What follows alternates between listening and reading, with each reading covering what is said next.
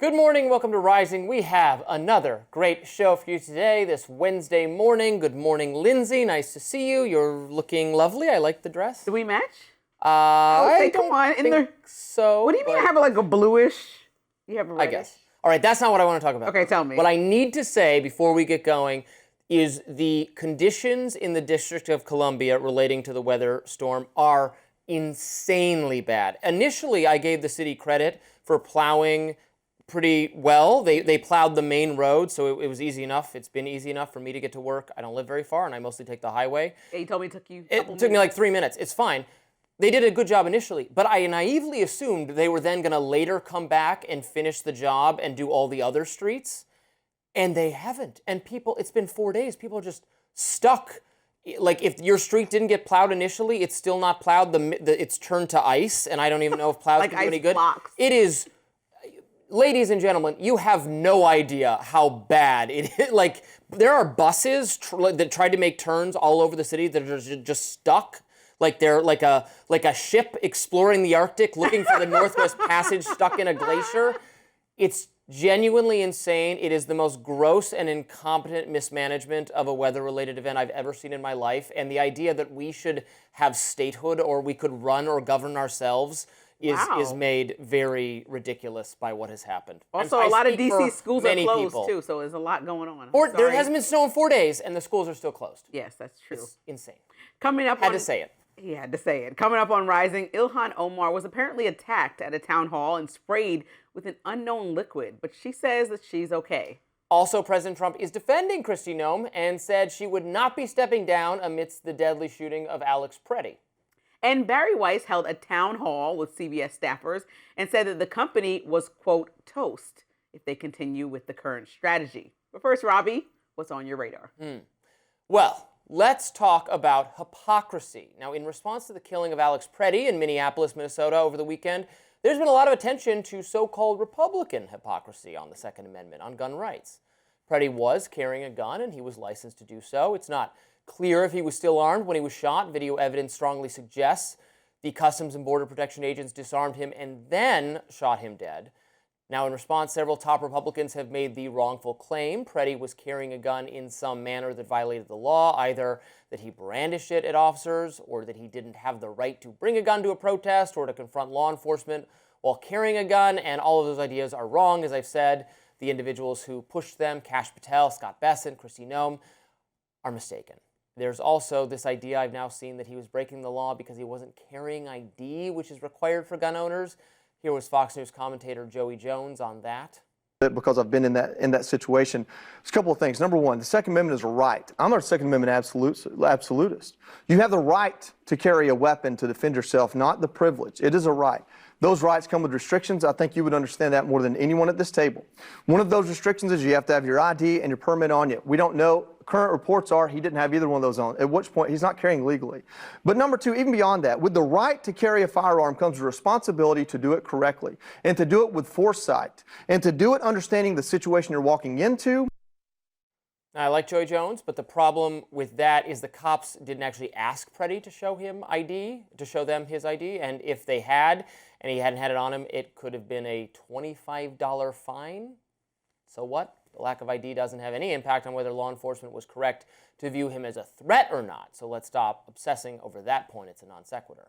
Instead, let's robustly defend our principles, and chief among them is the right to bear arms. You can bear arms at protests, you can bear arms while interacting with law enforcement, and if you happen to bear arms while committing a crime like resisting arrest or impeding law enforcement, you can't be killed just because you had a gun on you. You can be killed if you threaten the lives of law enforcement or other people. Let's not pretend that it's the Republicans, however, who are solely being hypocritical about this. It's just not the case. I've actually mostly seen criticisms of Kash Patel and Kristi Noem from Republicans. So my question then is, where do Democrats actually stand on this? Because, as I mentioned earlier this week, the ACLU, for instance, backpedaled on whether they support concealed carry rights of protesters. I think many progressives do not believe that protesters should be armed at all.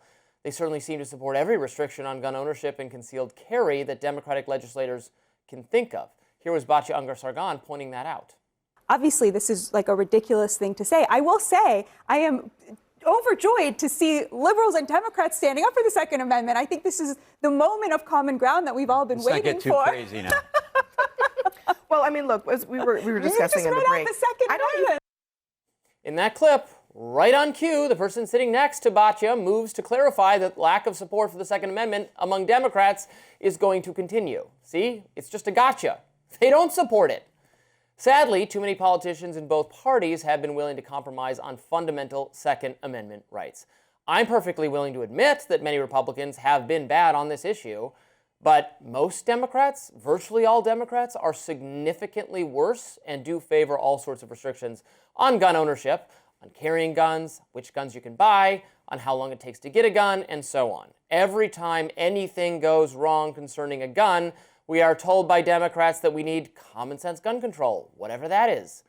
Are they now saying in the wake of Pretti's death that they no longer support that? Please help me make it make sense.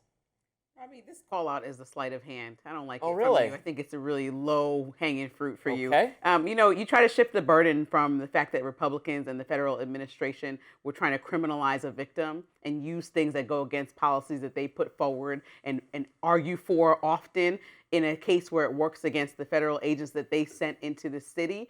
And I think when you talk about losing a life and the fact that the ACLU and other Democrats are arguing, they're saying that they don't want state overreach, they don't want unjustified killings. And so they're leaning on the fact that if your argument is that he had a gun on him and that automatically was a threat, that makes no sense not only to the stance that Republicans usually run on, but also to the fact that his civil liberties were violated. No, I agree, but that's what I'm saying. And so Democrats are allowed to call that out without being Second Amendment purity tests and passing them. No, They're don't allowed to call out Democrats, the do overreach Democrats and say, believe that guns should be at protests? You're asking somebody, I told you that I don't fall in line with any party on this specifically. I feel like people should own guns. My partner is from Texas. Like, sometimes it's passed down your lineage. I don't think there's a problem with it. I believe in the Second Amendment. But I also think that there are people that in Republican states like Florida that support things like red flag laws and other things that need to be implemented so we can avoid things like mass shootings. Yeah, so we can I don't even support red flag laws. Well, I do. And so I'm saying that there are smart measures that can be put in place to protect people in instances where they need protection, like when somebody grabs a gun and kills to a people. protest? I'm just asking.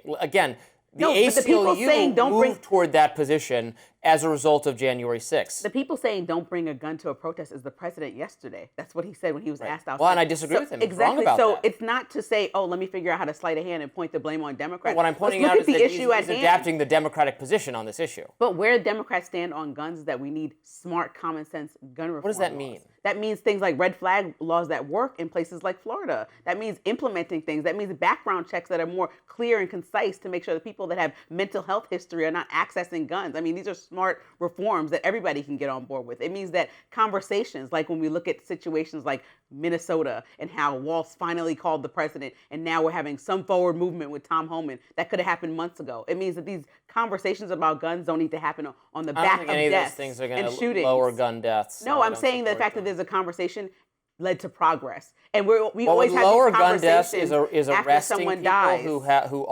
who possess illegal firearms, illegal because they've already have a criminal conviction, and thus they're not allowed to carry handguns anymore. Arresting those people, that would reduce crime dramatically, but we're not willing to do that, I guess, because we don't arrest criminals anymore.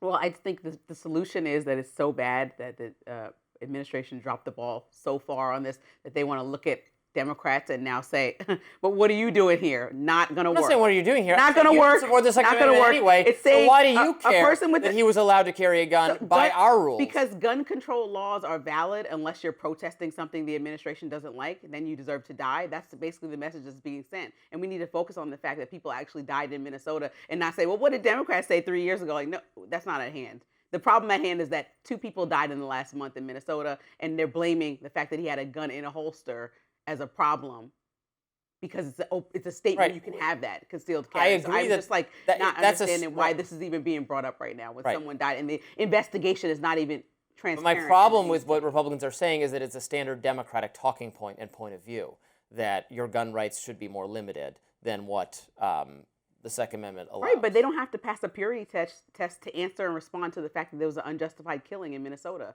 about gun laws. I don't think that you have to have both. You can feel that strongly about it and also say that he didn't deserve to die. And according to our laws right now, he was allowed to carry that gun. They're pointing out a fact. That doesn't mean they need to support every single thing that comes with the gun changes that Republicans would like to see. All right, well, we disagree on this, but we agree on what a horrible state our nation's capital is in with its plowing. Democrats are calling for DHS Secretary Kristi Noem to either be fired or impeached. We'll be right back after this.